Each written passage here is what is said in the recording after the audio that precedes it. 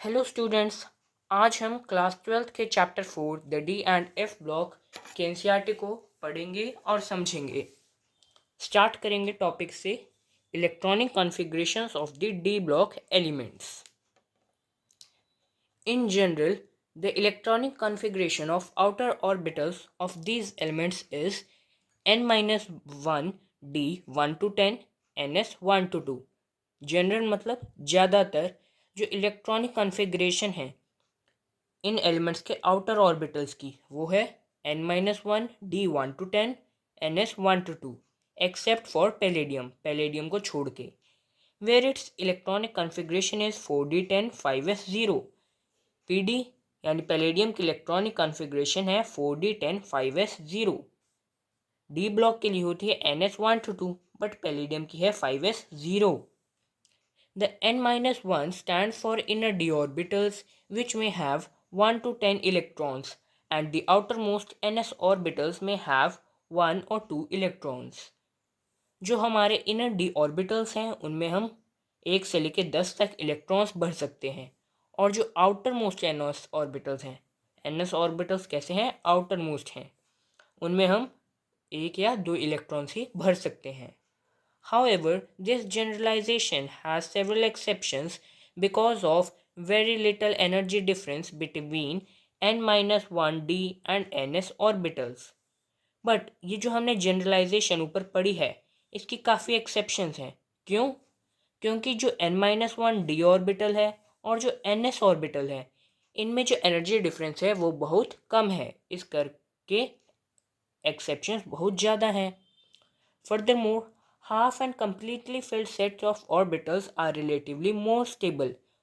और जो हाफ और completely filled सेट होते हैं d ऑर्बिटल्स के वो क्या होते हैं, ज़्यादा स्टेबल होते हैं। A consequence of this factor is reflected in the electronic configuration of chromium and copper in the 3D series। और इसी half and completely filled set of orbitals की एक consequence, एक एग्जाम्पल हम 3D सीरीज में देखते हैं जो कि है क्रोमियम और कॉपर। क्रोमियम के पास half filled set of orbital है और कॉपर के पास भी हाफ नहीं, फुल फिल्ड है। क्रोमियम के पास हाफ फिल्ड सेट ऑर्बिटल है और कॉपर के पास fully filled. For example, considering the case of chromium which has 3d5 4s1 3d5 4s1 configuration instead of 3d4 4s2। जैसे कि अभी हमने पढ़ा d और s ऑर्बिटल का जो एनर्जी डिफरेंस है वो क्या है, कम है, इस करके यहाँ से एक इलेक्ट्रॉन यहाँ मूव कर जाता है, क्योंकि जो हाफ फिल्ड ऑर्बिटल फॉर्म होगा वो क्या होगा, ज़्यादा स्टेबल होगा। The energy gap between the two sets of orbitals is small enough to prevent electron entering the 3D orbitals। जो 3D और 4s ऑर्बिटल्स में एनर्जी गैप है वो इतना कम है कि वो 3D ऑर्बिटल्स में इलेक्ट्रॉन एंटर करने से रोक ही नहीं सकता। वैसे ही कॉपर में है। Similarly in case of copper the electronic configuration is 3d10 4s1 and not 3d9 4s2। इनमें भी जो 3D और 4s ऑर्बिटल्स हैं उसमें एनर्जी गैप इतना कम है कि वो जो इलेक्ट्रॉन है 4s से 3D ऑर्बिटल में एंटर कर जाता है और वो कॉपर की जो इलेक्ट्रॉनिक कॉन्फ़िगरेशन है वो ज़्यादा स्टेबल हो जाती है। The ground state electronic configuration of the outer orbitals of transition elements are given in the table below. तो हम अब 3D 4D 5D और 6D सीरीज़ के एलिमेंट्स की इलेक्ट्रॉनिक कॉन्फ़िगरेशंस देखेंगे कि क्या है। फर्स्ट सीरीज है scandium, titanium, vanadium, chromium, manganese, iron, cobalt, निकल, कॉपर, जिंक। जेड मतलब एटॉमिक नंबर्स। एलिमेंट्स के नीचे उनके रिस्पेक्टिव एटॉमिक नंबर गिवन है। उसके बाद है 4s सीरीज़ में कितने वैलेंस इलेक्ट्रॉन्स और 3D सीरीज़ में कितने electrons.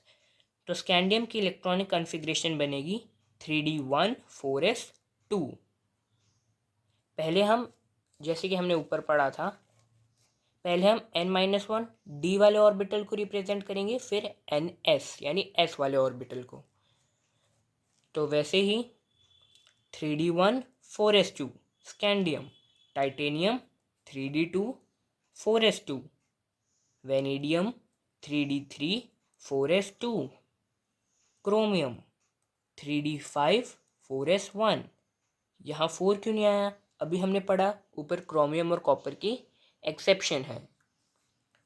Manganese 3d5 4s2, iron 3d6 4s2, cobalt 3d7 4s2, निकल 3d8 4s2, copper 3d10 4s1 और जिंक 3d10 4s2। तो ऐसे ही हमारे पास बाकी सीरीज के भी एलिमेंट हैं, सेकेंड सीरीज, थर्ड सीरीज और फोर्थ सीरीज। 39 to 48, 57 to 80 और 89 to 112। तो यहाँ तक है हमारे डी ब्लॉक के सभी एलिमेंट्स की इलेक्ट्रॉनिक कॉन्फ़िगरेशंस।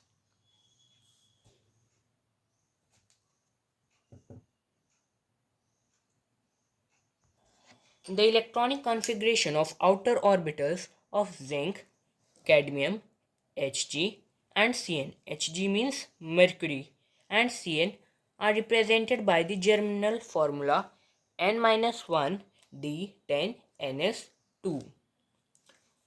तो जो हमारे डी ब्लॉक एलिमेंट्स की लास्ट सीरीज के सभी एलिमेंट्स हैं, मतलब जो लास्ट ग्रुप के सभी एलिमेंट्स हैं, ऊपर था जिंक, फिर था कैडमियम, फिर Hg और Cn, इन सब की इलेक्ट्रॉनिक कॉन्फ़िगरेशन एक जनरल फार्मूला से हम रिप्रेजेंट करते हैं, जो कि है n-1 d10 ns2। The orbitals in these elements are completely filled. ये देखो, डी ऑर्बिटल में 10 इलेक्ट्रॉन्स आते हैं और एस ऑर्बिटल में 2, और एक एलिमेंट्स क्या हैं फिर कंप्लीटली फिल्ड हैं ग्राउंड स्टेट में भी और ऑक्सीडेशन स्टेट में भी। इसी कारण से इन्हें हम ट्रांजिशन एलिमेंट्स नहीं कहते। The d orbitals of the transition elements protrude to the periphery of an atom more than the other orbitals, that is s and p. Hence, they are more influenced by surroundings as well as affect the atoms or molecules surrounding them. जो D orbitals के transition elements हैं, ये ज़्यादातर atom के periphery पे होते हैं orbitals की जगह।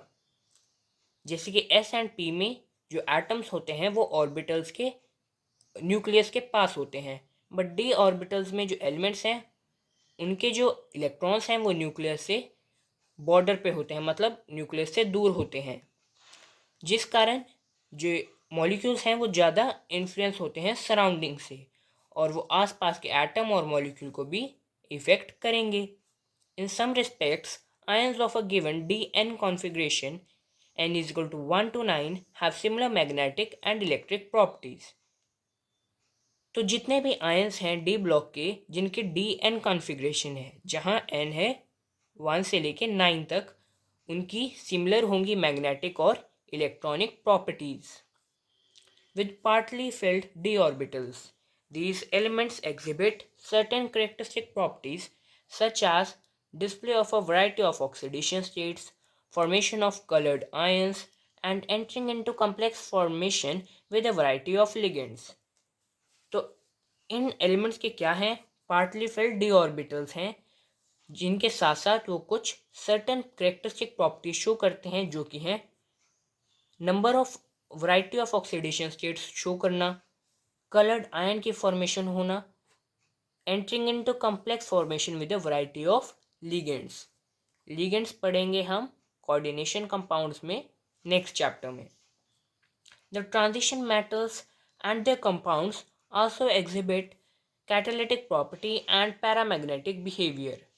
तो जो ट्रांजिशन मेटल्स हैं वो क्या एग्जिबिट करते हैं? कैटालिटिक प्रॉपर्टी, मतलब कैटलिस्ट की तरह एक्ट करते हैं, यानी रेट ऑफ रिएक्शन को बढ़ा सकते हैं, और पैरामैग्नेटिक बिहेवियर शो करते हैं, मतलब अनपेयर्ड इलेक्ट्रॉन्स हैं। All this characteristics have been discussed in detail later. There are greater similarities in the properties of the transition elements of a horizontal row in contrast to the non-transition elements. However, some group similarities also exist. तो ज़्यादातर similarities किस में है? Horizontal रो में है. We shall first study the general characteristics and their trends in horizontal rows and then consider some group similarities.